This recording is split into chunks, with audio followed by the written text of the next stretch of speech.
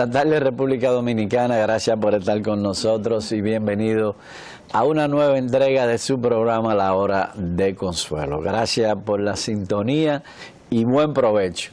Bueno, muchas noticias como siempre que comentar, tanto nacional como internacional. Hoy vamos a estar compartiendo algunas de esas incidencias que están pasando a nivel no solamente local, sino también internacional. Creo que ayer vamos a iniciar con esa información porque fue anoche, bueno, no anoche, sino ayer en la tarde. Hoy no veo que la prensa lo resalta mucho, pero ayer el PRD y nosotros que siempre queremos resaltar las actividades de los partidos políticos, porque la verdad es que la democracia está sustentada en ese instrumento que se llaman partidos políticos. Entonces ayer el PRD juntó su comisión política, convocó su comisión política y eligieron las reservas que ya se veían que tenían. Bueno, parece que se le pusieron nombre a algunas reservas que son para usos internos del propio partido y otras que son para aliados. Y porque el día 29 vence el plazo para que todos los partidos entreguen su listado de las alianzas, de las candidaturas o de las candidaturas a la Junta Central Electoral. Bueno, ayer el PRD proclamó a Miguel Vargas, que era una candidatura que estaba reservada, la candidatura presidencial. Ayer proclamaron a Miguel como su candidato para las elecciones del 2024. Parece que el PRD ha decidido ir solo en primera vuelta. Hasta este momento eso es lo que se visualiza, porque al entonces ese es el mensaje que se está mandando, es decir, que primera vuelta nos vamos solo y vamos a ver qué pasa en la segunda vuelta. ¿Cuál es el inconveniente que tiene eso? Pienso que fue un acuerdo también del famoso recate, que si el partido de gobierno se va en primera vuelta, entonces la segunda vuelta no va a tener importancia, ni va a tener, es decir, no va a haber posibilidad de hacer una alianza en segunda vuelta, que sí un partido que saque más de un 2, un 3, un 1, lo que saque, son buenos porque eso representa 50, 60, 70 mil votos.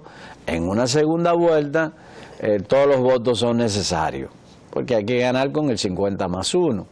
Entonces, pero eso es un riesgo que se toman los partidos políticos. En caso de que no haya una segunda vuelta, bueno, no sé con quién entonces van a hacer las alianzas. Pero por ese lado ya el PRD tiene un candidato presidencial que se llama el ingeniero Miguel Vargas Maldonado. También hay que informar que el PRM, el Partido Revolucionario Moderno, partido de gobierno, va a proclamar al presidente Luis Abinader como su candidato oficial, candidato que ganó las primarias del día 1 de octubre, y lo va a proclamar la convención de delegados. Son delegados que se sacan de todo el país, que van a venir y entonces van a proclamar al presidente de la República como candidato oficial del PRM, que es el requisito de la Junta, porque las primarias es el primer paso, pero el segundo paso es que debe ser ratificado por la convención de delegados. Entonces eso el PRM lo va a hacer el domingo. Le deseamos mucha suerte al PRM, creo que todo debe salir bien porque todo salió bien en las primarias. Por otro lado, la Junta Central Electoral, y siguiendo ya con el tema de los partidos políticos, ayer le dio hasta ayer a los partidos políticos para que opinaran sobre el uso de algunos escáneres y en combinación con una laptop en los centros donde se va a transmitir los datos, porque hay algunos aparatos de esos escáneres que parece que no funcionaron bien en el ejercicio que se hizo de las primarias del PRM, y entonces se va a hacer un híbrido. Hasta ayer el PRD estaba de acuerdo, vi que el PLD también, pienso que el PRM también apoyó, pero vi que en el día de hoy el PLD sale en contra de esa decisión, o sí, no sale apoyando esa iniciativa de la Junta.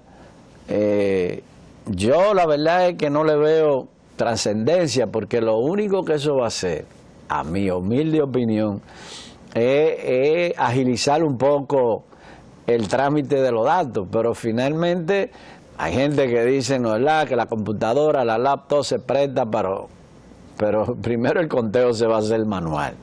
Va a haber una acta. Esa acta la van a tener todos los partidos políticos.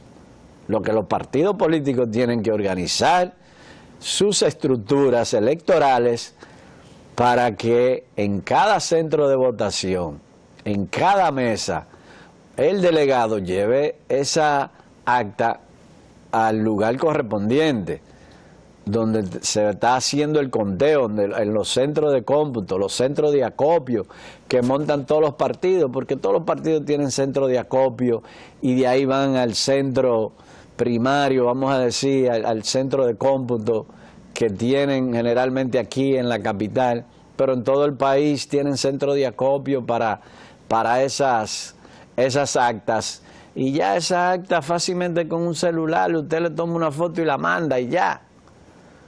Entonces no veo cuál es la trascendencia de que si es una computadora, si es un escáner, porque finalmente la acta es la que va a definir qué pasó. En caso de que usted tenga cualquier duda, está la acta, que se va a levantar manualmente, cosa que a mí no me gusta. A mí me gusta el voto electrónico. A mí no me gusta que el ser humano intervenga en el conteo de los votos. Pero lamentablemente aquí hablar de voto electrónico ya es un pecado, porque los ejercicios que hemos hecho no han salido tan bien. Entonces se va a hacer manual. Cada acta va a tener sus resultados. Cada partido va a tener una acta. Pero además, vamos a suponer que falle cualquiera de esos pasos que hay que dar. Pero ahí están las urnas con los votos, que la Junta se queda con eso. Entonces, ¿cuál es el problema? ¿Cuál es el sobresalto?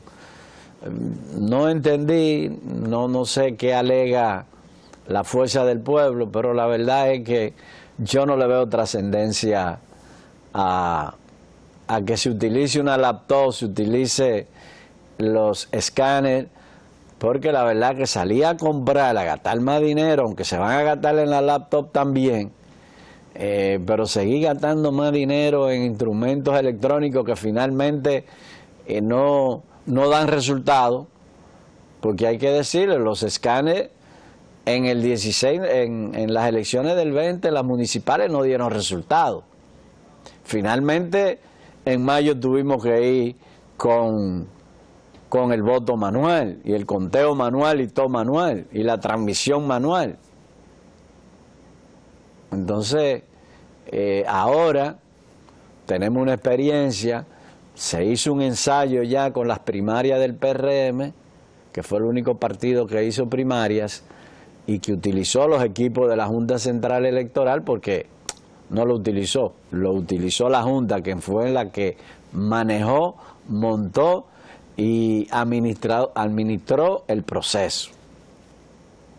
Entonces, ahí dieron unos resultados, ¿no, verdad?, en función de que algunos equipos no estaban en buenas condiciones. Entonces plantear ahora que se compren más escáneres, que esto, yo no le veo mucho sentido. Yo lo que creo es que hay un método que no falla, que nunca va a fallar, y es el método de usted tener las actas. Ahora lo que usted tiene que tener un buen plan electoral para que esas actas le lleguen y no andar buscando, como ha sucedido en el pasado, que los partidos políticos andan buscando a ver quién tiene una acta porque le faltó una acta. Eso no puede ser. Si usted se organiza para usted recibir todas las actas que hay en función de los colegios, que son unos 10.000 y tantos, colegios electorales, entonces usted lo que tiene que tener. Vuelvo y repito, los partidos no necesitan un escáner ni necesitan nada, sencillamente que el delegado cuando tenga su acta le tire una foto y la mande primero, para que vayan contando, si eso es lo que se quiere, ir contando por adelantado. Entonces eso no le veo el inconveniente a eso, y creo que se está haciendo un huracán en un vaso de agua. Por otro lado, hay que decir, ¿no verdad?, que hay algunos acontecimientos nacionales que a mí me gustaría traer, aunque ya tienen días trabajándose en eso, pero para este programa es sumamente importante darle seguimiento a la frontera, a ver cómo va transcurriendo el día a día en la frontera, sobre todo el muro. Sé que Ángel lo pasó el lunes, si no me equivoco, la semana pasada lo pasó, que fue la inauguración de los 2.7, nosotros también hablamos un poco aquí el miércoles pasado de los 2.7 kilómetros cuadrados, pero me llama la atención de que un partido político ayer sale con unas cifras criticando la obra, y yo con este tema quiero siempre ser cuidadoso, porque es un tema, para mí, es un tema de país, es un tema de nación, y tratar de politizarlo, yo nunca estaré del lado de que se politice este tema. Por eso siempre le he dicho, desde las diferentes tribunas que nosotros trabajamos, que el gobierno también tiene que ser cuidadoso de no dar la impresión de que está utilizando, cosa que yo entiendo que no, por lo que uno ve, ¿no verdad?, y por lo que uno sabe, y lo que le dicen a uno, pero sobre todo por los hechos, por los resultados, que no es un tema político, es un tema que vino y nos tomó en un proceso político. Pero sí hay partidos que han querido politizar el tema en torno al manejo. Y yo creo que nosotros, aunque pudiésemos tener alguna crítica al manejo o lo haríamos diferente, tenemos que tener cuidado cuando emitimos críticas, porque eso manda un mensaje también de que nosotros no estamos unificados como país. Entonces yo creo que hacer tantas críticas, aquí desde este programa tenemos años reclamándole a todos los gobiernos el tema del muro. Doña Consuelo tiene años con ese tema. Entonces, ahora hay un gobierno que si toma la decisión de hacer el muro, entonces usted va a empezar a criticar que no tiene esta altura, que no tiene esta cantidad de cemento, que no se está haciendo a la velocidad que se prometió. Como que para mí eso no tiene tanta trascendencia como el hecho de construir el muro, de tener un muro que tenga cámara de vigilancia, que tenga un personal militar vigilándolo. Para mí, como ciudadano, es mucho más importante que el tiempo que puede durar, que si no tiene la suficiente varilla, o que si es esta altura o esta altura. Yo creo que lo importante es la construcción per se del muro, de tener algún elemento que sirva por lo menos de obstáculo para que la gente no pueda cruzar tan fácilmente. Por eso usted escucha todas las intervenciones de cualquier funcionario del vecino país de Haití en torno a este conflicto, siempre se quejan de la metodología, vamos a decir, los instrumentos de seguridad que el país está utilizando, porque no quieren entender el derecho que nosotros tenemos de salvaguardar nuestro territorio, de saber quién entra a nuestro territorio. Y como de aquel lado no hay ningún tipo de registro electoral ni de nacimiento, allá se le pone el nombre que los padres deseen y el que sea adapta el nombre que entienda. Entonces, si usted cruza la frontera, usted da el nombre que usted quiera, a veces dan nombre hasta dominicano, que no puede ser, no es cierto. Digo dominicano, nombres latinos, porque todo el que vive de aquel lado tiene nombre en su idioma, que no es necesariamente la nuestra, o no es propiamente la nuestra. Entonces, la queja de aquel lado que uno escucha de parte de los funcionarios es que hemos sido muy drásticos en la medida que estamos tomando. Pero ese es nuestro derecho como nación, y es nuestro derecho tener un país lo más seguro posible en torno a quien visita aquí. Entonces, el presidente anunció el lunes que esas medidas van a continuar.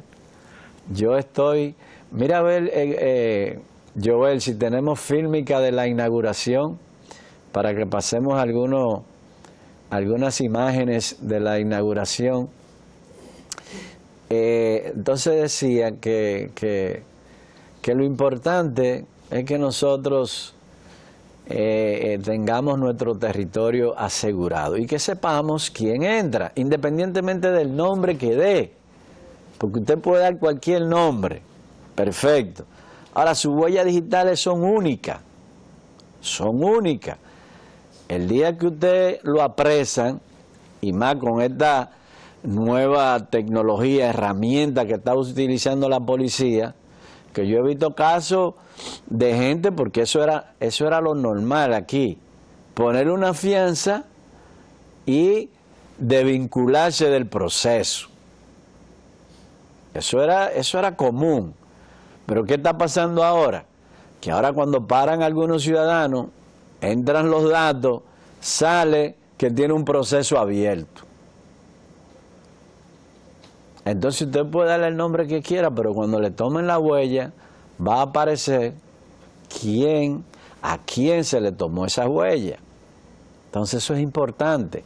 Y qué bueno que el presidente ha dicho que va a mantener esas medidas de controles, que tenemos que empezar a tomarla también con los ciudadanos extranjeros que viven aquí. Fíjense que es una verja que tiene un carril de un lado y un carril del otro lado, porque resulta que la verja no define la línea fronteriza, sino que la verja está del lado de nosotros y del otro lado también es lado de nosotros. Si la línea fronteriza está más allá, porque por esa puerta los vehículos militares pues le dan la vuelta a la verja, y la tenemos resguardada esa verja de ambos lados, no de un solo lado. Y yo creo que eso fue inteligente en ese sentido. Entonces yo creo que las críticas, aunque vivimos en una democracia y usted puede hacer las observaciones que usted entienda, y desde cualquier litoral, sea político, sea social o sea empresarial, pero yo creo que hay temas que tenemos que ser un poquito celosos. Y yo creo que el tema frontera es un tema que debemos ser celosos en cómo lo tratamos, cómo lo abordamos. Y quise hacer ese comentario porque es un tema que nosotros sabemos que doña Consuelo, que estuvimos con ella compartiendo el sábado y que está sumamente recuperada, yo diría que ya en casi un 100%, así que pronto la vamos a tener con nosotros. Yo sé que estos temas a ella siempre le han preocupado y por eso nosotros lo traemos aquí para orientar, para dar nuestra opinión. No necesariamente tiene que ser la que comparte lo que nos están escuchando, por eso vivimos en democracia, pero yo trato de ser lo más objetivo posible y un tema de esta envergadura creo que debemos estar lo más unificado posible, sobre todo la clase política, empresarial, y veo que aquí, en función de la corriente que usted represente, las cosas son buenas o son malas.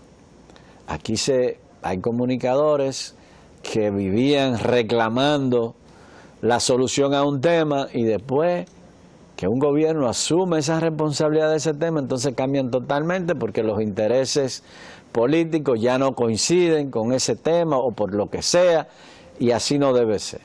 Usted debe de tener una posición. Esa posición debe de cambiar en caso de que a usted le hayan convencido de que ese tema usted lo estaba enfocando diferente o la posición equivocada. Pero un tema país, donde yo creo que, y eso lo establecen las encuestas, que más del 80% de la población comparte o apoya lo que está haciendo el presidente y el gobierno dominicano, entonces hay que tratar de ser cuidadoso para que en las elecciones entonces la gente no le reclame el día de la votación y vote en contra por un tema específico. Señores, vamos a hacer nuestra segunda pausa y retornamos en breve con más comentarios, tanto nacionales como internacionales. Gracias por continuar con nosotros. Bueno, decíamos antes de la pausa, ¿no? Hablábamos del tema fronterizo. Bueno, Inmigración anuncia la construcción de un pabellón para indocumentados. Vamos a ver cuánto tiempo va a durar la construcción de ese pabellón y ojalá se le dé un buen uso, no maltratar a nadie. Nosotros de aquí nunca queremos que se maltrate a nadie, sino que se cumpla con la ley.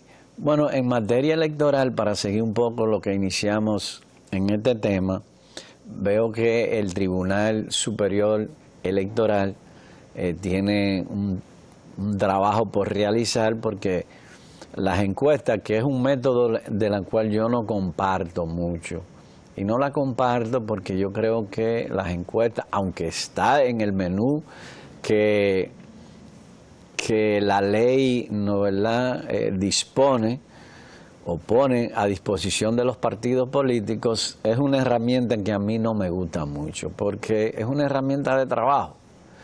Y por ende, yo, en una encuesta usted puede, y ahorita vamos a entrar un poco a analizar lo que pasó en Argentina con las encuestas. Entonces, es una herramienta que puede variar de momento a momento. Pero bien, esa fue la herramienta que tomaron las mayorías de los partidos, casi todos. Por eso repito, solamente el PRM hizo primarias para la presidencial, candidato presidencial, los regidores y algunas alcaldías. Pero solamente en la Fuerza del Pueblo veo que tiene 64 demandas en el Tribunal Superior Electoral. También el PRM tiene unas cuantas demandas, o por lo menos revisión de los resultados de la encuesta. No entiendo cómo eso va a tener aquiescencia o cómo se le va a dar ganancia de causa a los demandantes, porque la propia Junta fue la que elaboró el reglamento y que establecía el uso de las encuestas. Entonces, a menos que no se haya violado un procedimiento de esa naturaleza, no sé cómo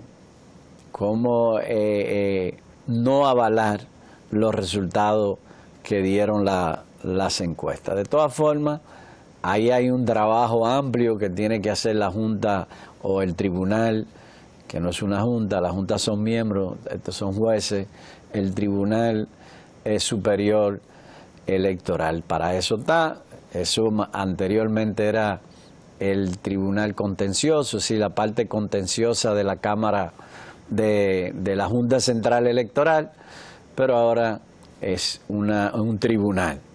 Entonces van a ir muchísimas demandas, algunas se van a anular, quizá algunas tengan incidencia y se le dé ganancia de causa, entonces los partidos tendrán que hacer sus correcciones o buscarle la manera de cómo compensar ese error, si es que algún partido lo encuentran culpable de cometer algún error. Vuelvo y repito, es muy difícil porque las encuestas son una fotografía del momento. Y digo las encuestas porque he escuchado algunos comunicadores, algunos personajes de la actividad política criticar las encuestas y decir que se han equivocado aquí, que se han equivocado allá, como para traspolarla a las encuestas en República Dominicana. Y yo no soy un experto en encuestas, pero sí tengo sentido común para poder analizar los acontecimientos políticos. Entonces, una encuesta te puede dar un resultado una semana, 2 semanas antes de las elecciones. Ahora, en esa ventana de tiempo, una semana, 4 días, en esa ventana del tiempo pueden darse acontecimientos que cambien la opinión del electorado. Eso no quiere decir que la encuesta que se hizo en esa ventana de 5, 6, 10 días, 12 días, fallaron. No fallaron, porque probablemente en ese momento que se levantaron esos resultados, esos eran los números. Y pongo el caso de Argentina. El caso de Argentina probablemente un día antes cambió el panorama, que pone a Massa, que es el candidato del gobierno, porque es ministro de Finanzas. Y usted diría, pero ¿cómo el ministro de Finanzas va a salir primero que un candidato de la oposición cuando la economía argentina está en el suelo? Tiene una inflación de un 900%, ya ni sé cuánto es, porque ahí eso es una locura, lo que está pasando con la economía argentina, un país tan hermoso. Pero ¿qué pasó? ¿Qué pasó? Que día antes de las elecciones, bueno, creo que 3 o 4 días, el candidato Massa sacó un eslogan, ¿verdad? Y puso cartelones y salió en todas las paradas del metro y en todas las paradas de autobús con gente poniendo en cine, sí, el malo soy yo, pero el otro es el precipicio. Dice, el malo soy yo porque yo soy el ministro de Finanzas y las finanzas no es tan buena del país, pero yo soy el malo conocido. El otro es el precipicio, porque la verdad que el tipo tiene un comportamiento raro, difícil de criticarlo todo y criticar a todo el mundo, y es un personaje. Entonces eso parece que caló en la gente. también en el cierre de campaña hubo un derroche de recursos por parte del candidato que sí encabezaba las encuestas, y del otro lado usted vio un cierre de campaña más formal, con ciertos criterios de formalidad, vuelvo y repito, y de que ahí se sabía lo que se estaba haciendo. Del otro lado era un derroche de dinero y de locura. Entonces eso también influenció en los resultados finales de las elecciones. Las encuestas no podían medir eso. Las encuestas no podían medir eso porque eso pasaron días antes de las elecciones. Entonces no es que las encuestas fallaron, no las encuestas fallaron, sino que en la ventana entre la encuesta y las elecciones, en ese tiempo, pasaron acontecimientos que le dieron un giro a los resultados. Es decir, no a los resultados, sino a la percepción, a lo que la gente entendía en un momento que iba a votar por alguien, y fruto de esos acontecimientos decidieron no votar por esa persona y votar por otro candidato. Por eso, Massa, que no quedaba en primer lugar, resulta que queda en primer lugar. Entonces ahora se va a una segunda vuelta. Claro que el candidato Massa no es que la tiene fácil, porque hubieron 4 candidatos, me parecen, y los otros son, aunque pienso que la Kirchner ya tiene un discurso diferente, aunque del propio partido de Massa tenían diferencias, pero parece ser que va a haber un entendimiento y es posible que Massa gane las elecciones, que es un mes después de la primera vuelta. Entonces no es que las encuestas fallaron, no. Las encuestas, cuando se hacen con seriedad, no deben de fallar, porque es un instrumento científico. Si se hace con todas las normas que lleva una encuesta con credibilidad. Usted después puede maquillar los números y ponerle lo que usted quiera, si la empresa lo permite, porque hay empresas que no permiten eso, no permiten que se juegue con su prestigio. Ahora, querer decir que las encuestas no tienen validez porque se han equivocado en unas elecciones sin ir a analizar el por qué se equivocaron, entonces usted sencillamente lo que está hablando es mentira. Y para eso no hay que hacer un genio de las encuestadoras o de las encuestas. Sencillamente analizar el panorama o en el contexto en cual se hizo la encuesta y después lo que pasó en el transcurso del levantamiento de la encuesta y las elecciones, o el día de las elecciones, que es la verdadera encuesta, porque ese día es que la gente se expresa, ese día es que la gente su sentimiento lo expresa, aunque la gran mayoría de la gente, sobre todo, quizás no tanto en otros países como aquí la gente toma sus decisiones meses antes de las elecciones. Yo diría que un mes, 15 días al máximo, ya todo el mundo sabe por quién va a votar. Son muy poca gente que se cambian el día de las elecciones o anteriormente de las elecciones, que no haya quizá la intervención de un recurso, digo yo, cualquier cosa que siempre se han alegado en este país.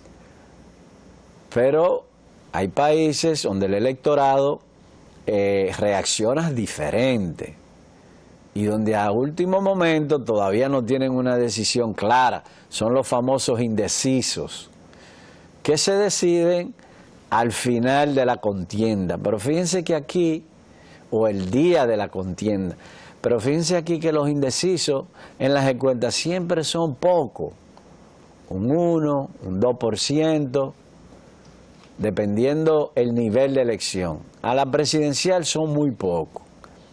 A la municipal sí hay una brecha mucho más amplia de indecisos.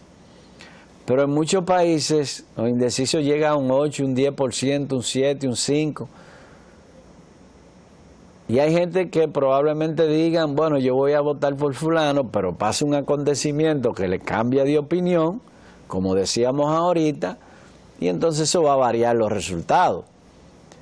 Y por eso, quien carga con la culpa necesariamente es la encuestadora, porque te dio unos números y resulta que salieron otros. Aquí siempre se dice, se ha dicho, yo no tengo forma de comprobarlo ni tampoco me voy a poner a especular, de que aquí las encuestadoras en principio dan los números reales y después al final dan dan números para colocar candidatos y al final entonces dan los números verdaderos. Yo no creo mucho en eso. Yo creo que todo el que hace una encuesta, si no sale delantero o no sale posicionado como quisiera salir, entonces lo que hace es que lo usan como un instrumento de trabajo para seguir fortaleciendo su candidatura y tratando de captar más adeptos para el día de las elecciones poder tener éxito. Eso es lo que yo creo. Pero quería comentarle eso porque he escuchado muchas personas o algunas personas querer echarle lo que pasó en Argentina la semana pasada, el domingo pasado, querérselo echar a la parte de las encuestas que se equivocaron. Por otro lado, hay un proceso interesante que está pasando en Venezuela. En Venezuela ahí se han hecho ya, se hizo una especie de primarias para unificar un partido en torno a la oposición para enfrentar a Maduro. Vamos a ver hasta dónde llega estos proyectos en contra de Maduro y en contra de Chávez primero, que nunca han llegado a tener éxito por la razón que sea.